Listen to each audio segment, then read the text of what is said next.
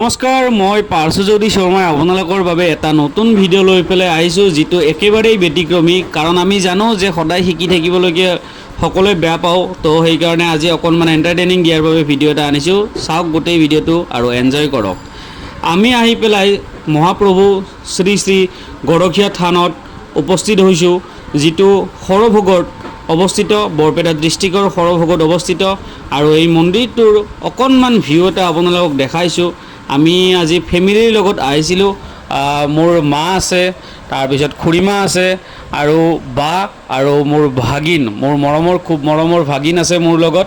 আৰু আমি এই মন্দিৰটোলৈকে ফুৰিব আহিছিলোঁ। তো চাওক, কিবা ইণ্ডাষ্ট্ৰীৰ লগত জড়িত হৈ পেলাই বহুতো ফ্ৰী টাইম পাওঁ, আৰু ফ্ৰী টাইম পোৱাৰ বাবে আমি এনজয় কৰি ঘূৰি ফুৰি টকা ইনকাম কৰাৰ লগতে এনজয় কৰিবলৈকেও সময়কণ দিব পাৰোঁ বা ফেমিলিকো টাইমকণ দিব পাৰোঁ।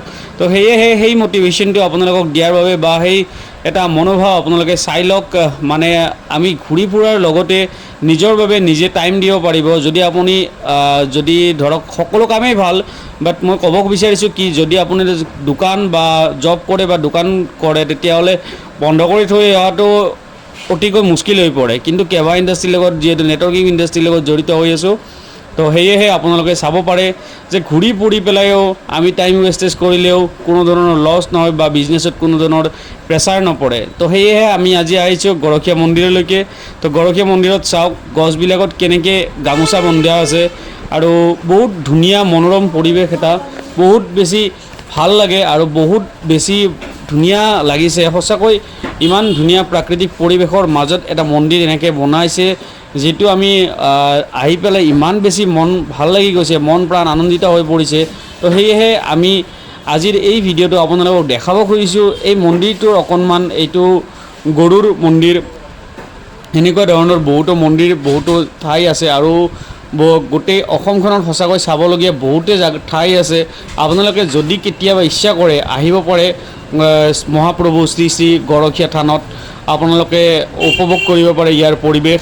ইয়াতে মানস কৰিব পাৰে আপোনালোকৰ মনত থকা আশা বা আকাংক্ষাবোৰ। আৰু ইয়াতে সঁচাকৈ মহাপ্ৰভুৰ আপোনালোকক কৃপা কৰিব। বহুত বেছি ভাল লাগিছে আহি পেলাই। আমাৰো ইয়াৰে যিটো পৰিৱেশ বা ইয়াৰ যিটো মানুহৰ ধৰক খানা খোৱাৰো ব্যৱস্থা আছে ইয়াতে, আমি খানাও খালোঁ। তো ইয়াতে চাওক, গছবিলাক ইমান ধুনীয়াকৈ পৰিপাটিকৈ আছে।